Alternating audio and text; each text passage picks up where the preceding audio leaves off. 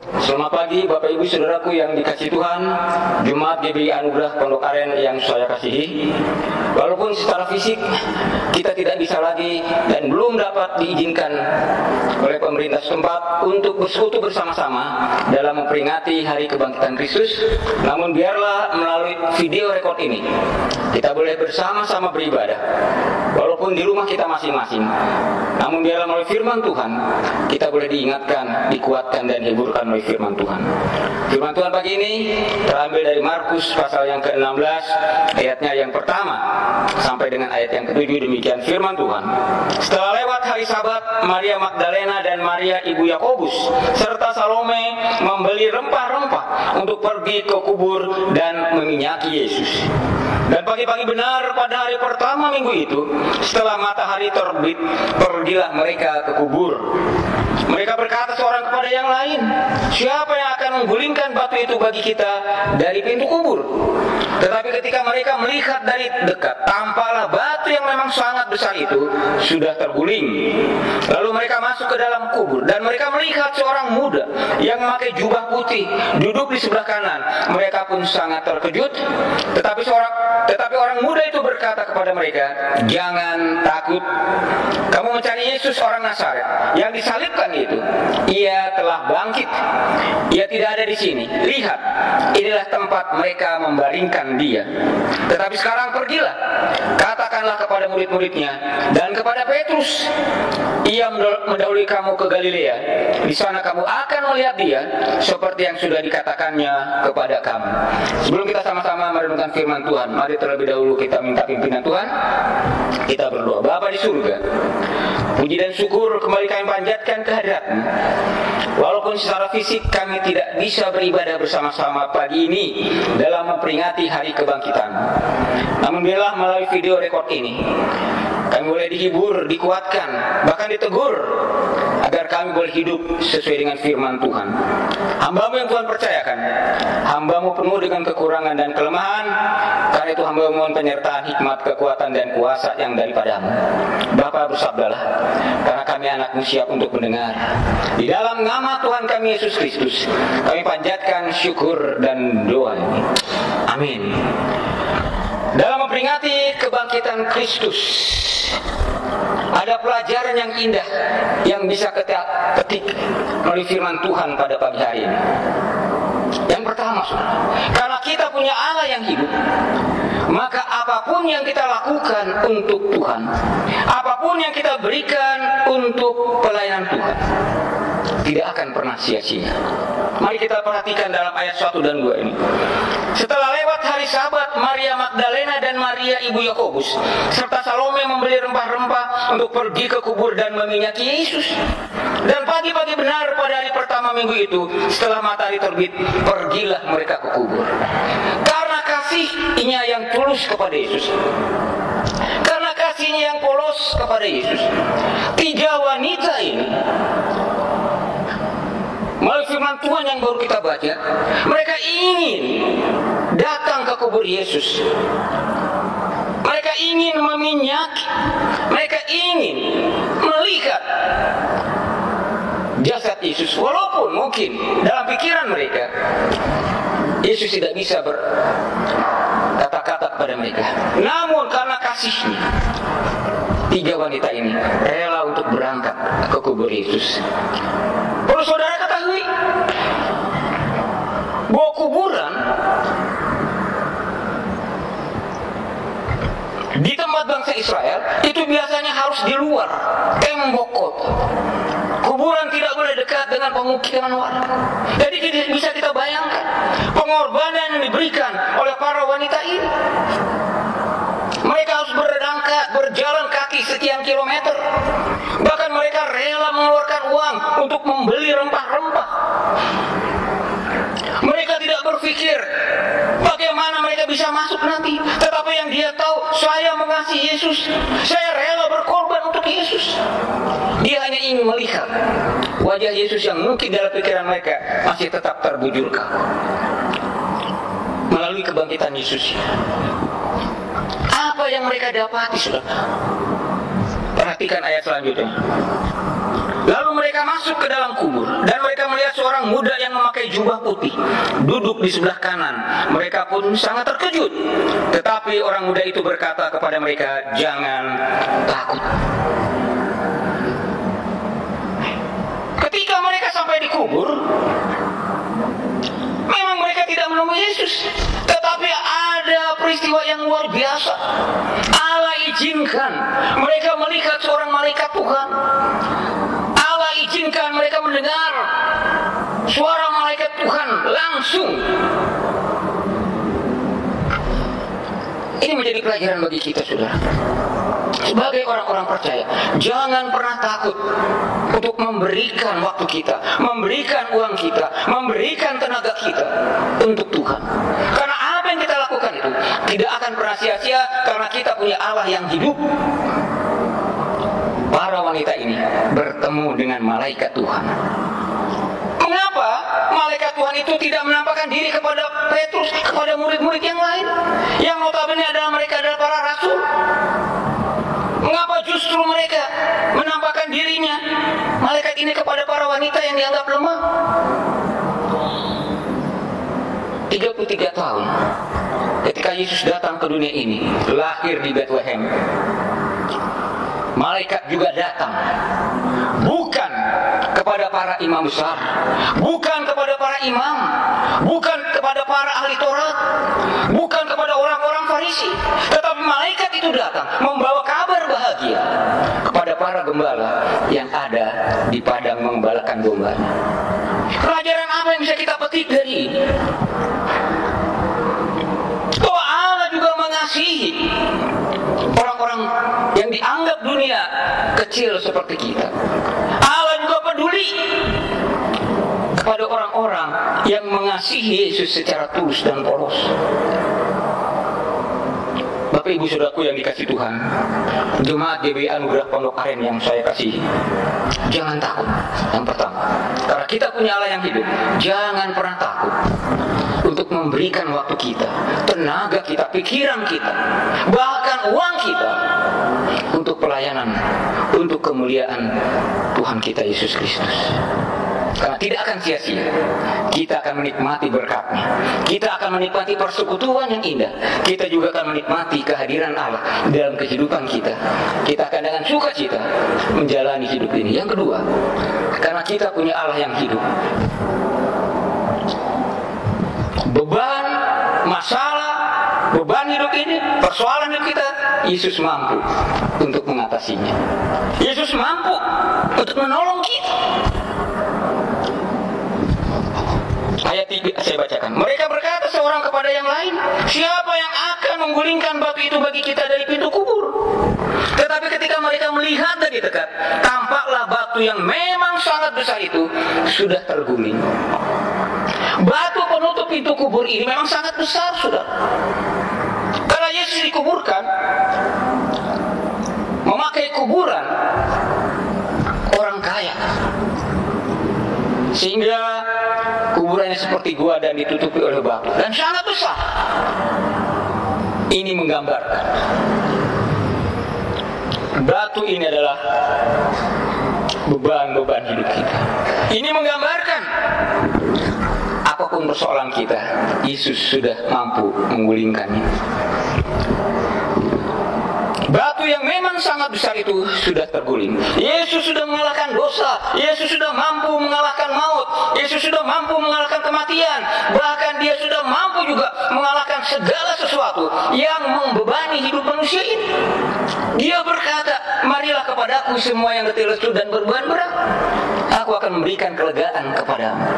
Ini janji Tuhan. Karena itu saudara, di dalam kita memperingati hari kebangkitan Kristus, kita yakin bahwa kita punya Allah yang hidup. Oleh karena itu, apapun beban hidup kita, apapun permasalahan kita, apapun ketakutan kita, apapun persoalan kita, Yesus mampu untuk mengatasi semuanya itu. Karena itu jangan pernah ragu, datanglah kepada Yesus, memohon belas kasihan, memohon pertolongannya. Dia mampu untuk mengatasi semua beban-beban hidup kita. Karena kita punya Allah yang hidup. Yang ketiga, saudara, melalui kebangkitan Kristus ini, pelajaran apa yang bisa kita petik? Kita punya Allah yang hidup. Perhatikan ayat ini. Tetapi orang muda itu berkata kepada mereka, "Jangan takut. Kamu mencari Yesus orang Nazaret yang disalibkan itu. Ia telah bangkit. Ia tidak ada di sini. Lihat, inilah tempat mereka membaringkan dia. Ia telah bangkit." Yesus hidup. Dia sudah bangkit. Dia sudah kalahkan maut, kematian, dan pintu keselamatan sudah terbuka. Surga sudah tersedia bagi orang-orang yang mau percaya kepadanya dan menerima dia sebagai Tuhan dan Juru Selamatnya. Dan jikalau saudara dan saya yang sudah mengaku dirinya orang percaya, mari kita juga harus menjadi orang-orang Kristen yang hidup, bukan orang-orang Kristen yang mati. Tapi sayang, masih banyak orang-orang yang mengakunya dirinya Kristen, tetapi dia seperti mayat. Tidak bisa berbuat apa-apa, tidak bisa melakukan apa-apa. Datang ke gereja hanya cuma duduk, diam, dengar. Tidak bisa melakukan apa-apa untuk kemuliaan nama Tuhan. Mungkin saat ini Tuhan izinkan virus corona datang di negeri kita. Tuhan izinkan ketakutan datang kepada kita supaya kita mengintrospeksi diri. Mungkin Tuhan memakai para pemerintah daerah dan pemerintah pusat untuk menghimbau agar kita diam di rumah. Untuk apa?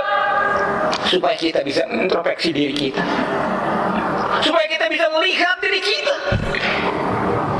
Apakah kita sudah sungguh-sungguh menyenangkan hati Tuhan, di mana Dia sudah rela berkorban, Dia rela mati untuk kita, Dia rela dirajam tubuhnya untuk kita. Tapi seringkali kita menyepelekan pengorbanan Yesus. Kita menjadi orang-orang Kristen yang hanya bisa duduk, yang tidak bisa berbuat apa-apa. Kita datang ke gereja seperti firman Tuhan mengatakan, "Bangsaku memuliakan Tuhan dengan bibirnya, tetapi hatinya jauh daripada aku." Dan itu mungkin juga dalam hidup kita. Kita duduk di gereja, tetapi pikiran kita kemana-mana. Kita duduk di gereja, tetapi hati kita tidak ada untuk Tuhan. Bahkan kalau saudara renungkan selama ini, ketika kita bangun tidur, apa terlebih dahulu yang kita datangi?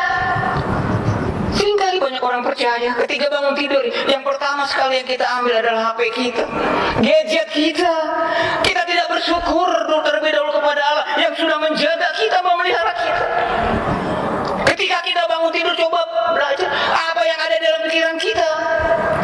Seringkali ketika kita bangun tidur, di pikiran kita adalah pekerjaan kita, usaha kita, dagang kita.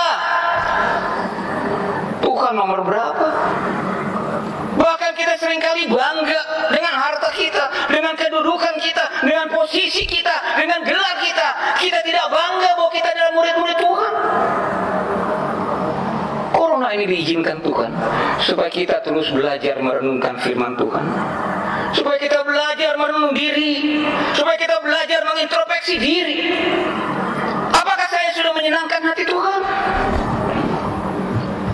Saya percaya, saudara, kalau seluruh orang percaya yang ada di negeri ini secepatnya berbalik, secepatnya bertobat, secepatnya mengintrospeksi diri dan mengambil keputusan, saya akan menomorsatukan Tuhan daripada yang lainnya. Saya akan mengutamakan Tuhan daripada yang lainnya. Saya percaya virus ini akan segera Tuhan angkat dari negeri kita. Tuhan akan lenyapkan, karena Dia sudah mengalahkan maut, Dia sudah mengalahkan dosa, Dia sudah mengalahkan kematian. Apalagi virus corona, Dia mampu mengangkat itu dari negeri kita. Asalkan kita sebagai orang-orang percaya, mari kita menjadi orang Kristen yang hidup, yang bisa Tuhan pakai untuk kemuliaan nama Tuhan, yang bisa menjadi saluran berkat bagi orang-orang lain. Jangan menjadi orang-orang Kristen seperti mayat yang menakutkan, yang bikin bau busuk, yang menjelekkan kesaksian Yesus Kristus. Jadilah orang-orang Kristen yang hidup, jadilah orang-orang Kristen yang berguna, jadilah orang-orang Kristen yang menjadi saluran berkat bagi sesama kita. Dalam memperingati hari kebangkitan Kristus, kita diingatkan bahwa kita punya Allah yang hidup. Karena kita punya Allah yang hidup, apapun yang kita lakukan, saudara, apapun yang kita berikan kepada Tuhan, tidak akan pernah sia-sia. Yang kedua, kita punya Allah yang hidup. Apapun beban hidup kita, apapun permasalahan kita, Tuhan mampu untuk mengangkat dan mengatasinya. Yang ketiga, karena kita punya Allah yang hidup, biarlah kita menjadi orang-orang Kristen yang hidup, bukan orang-orang Kristen yang mati. Mari kita berdoa. Bapa di dalam surga, Allah yang kami sembah di dalam nama Tuhan kami Yesus Kristus, Allah yang sangat mengasihi kami, Allah yang kami sembah di dalam Tuhan Yesus, Allah yang sudah bangkit. Terima kasih Bapa. Jikalau Engkau izinkan virus corona datang di negeri kami, jikalau Engkau izinkan virus corona ini menularkan kepada orang-orang di negeri kami, kami tahu Tuhan, Engkau sedang memberikan pelajaran kepada kami, Engkau sedang memberikan nasihat kepada kami. Mungkin selama ini kami menjadi orang-orang Kristen yang tidak berguna, mungkin selama ini kami menjadi orang-orang percaya yang seperti mayat tidak bisa melakukan apa-apa. Bapa, ampuni kami, ampuni dosa bangsa kami, ampuni dosa pemimpin bangsa kami, ampuni dosa orang-orang Kristen, ampuni dosa orang-orang yang percaya kepada kami, ampuni dosa hamba, ampuni dosa jemaat di tempat ini Tuhan, dan bangkitkan kami Tuhan, kasihani kami, angkat segera krisis yang sedang melanda negeri kami ini, angkat segera ketakutan, angkat segera virus corona yang sedang menjangkiti negeri kami ini. Kami percaya Tuhan, karena kami punya Allah yang hidup, Engkau secepatnya akan mengangkat virus corona ini dari negeri kami, sehingga kami boleh kembali datang ke rumah Tuhan untuk bersama-sama beribadah, memuji dan menyembah-Mu.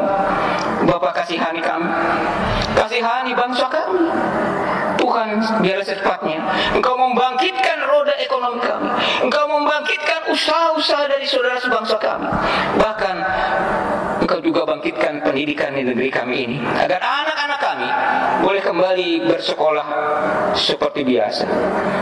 Tuhan Bapa di surga, Allah yang sangat mengasihi, kasihani Jumat-Mu GBI Anugerah Pondok Aren ini.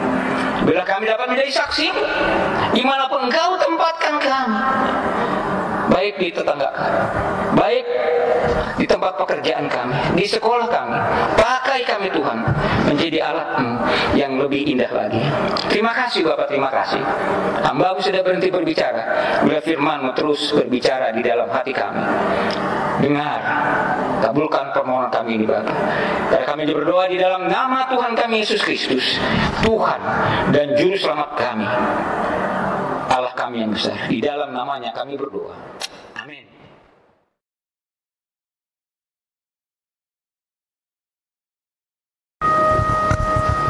Baik, salam Bapak Ibu yang dikasih dalam Tuhan. Kita bersyukur dan mengucap syukur karena kasih Tuhan, kebaikan Tuhan. Saya percaya bahwa Bapak Ibu Saudara yang dikasih Tuhan boleh dalam keadaan yang sehat, keadaan sukacita, kekuatan yang daripada Tuhan, boleh menjadi berkat untuk hari ini. Dan satu pujian, biarlah pujian ini menjadikan kekuatan, sukacita, dan berkat buat Bapak Ibu Saudara sekalian dimanapun berada. Hanya Kau Tuhan di hidupku, Kau berikan hidup yang baru. Darah-Mu menyucikan, pulihkan hidupku. Yesus, Kaulah segalanya. Engkaulah sumber pengharapan. Kuasa-Mu sanggup menyembuhkan. Jiwaku pun berserah hanya kepada-Mu. Yesus, Kaulah segalanya.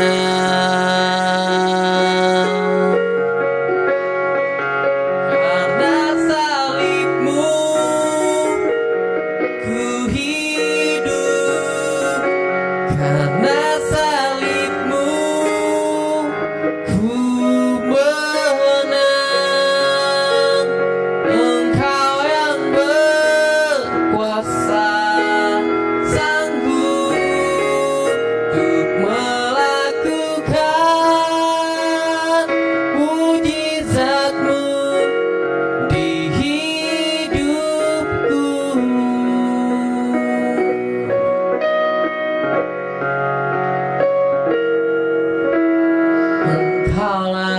sumber